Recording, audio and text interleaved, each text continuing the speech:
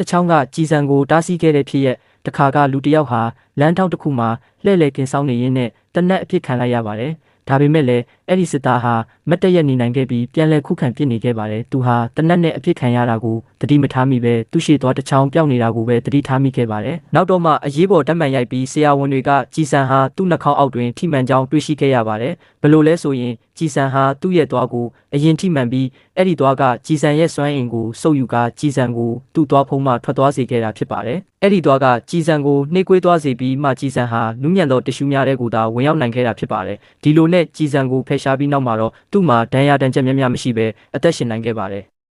လိုက်ကဘလောက်မီများနဲ့ကြည်စံကိုတားဆီးနိုင်ပါတယ်ဒီလိုက်ကဘလောက်ကိုကြည်စံနဲ့ပြစ်လိုက်ပါကလူအများစုကဒီဘလောက်တွေဟာပောက်ကွဲသွားမယ်လို့ထင်ကြပါတယ်ဒီလိုထင်ရတာကလိုက်ကဘလောက်တွေကိုအများအားဖြင့်လေးဖြင့်ပြုလုပ်ထားသောကြောင့်တနက်ရဲ့စွမ်းအားနဲ့မရှင်နိုင်ဆိုပြီးတော့ပါဒါပေမဲ့အပားဆုံးလိုက်ကဘလောက်တွေကိုအလွှာလိုက်စီပါကလိုက်ကဘလောက်22ခုက6မီလီမီတာကြည်စံကိုတားဆီးနိုင်ပါတယ်ပြီးရင်45 caliber ကြည်စံကိုတားဆီးဖို့ဆိုရင်လည်းလိုက်ကဘလောက်28ခုလိုအပ်ပါတယ်နောက်ဆုံးအနေနဲ့မြန်ဆန်တဲ့ rifle ကြည်စံကိုတားဆီးဖို့ဆိုရင်တော့လိုက်ကဘလောက်60ခုလိုအပ်မှာဖြစ်ပါတယ်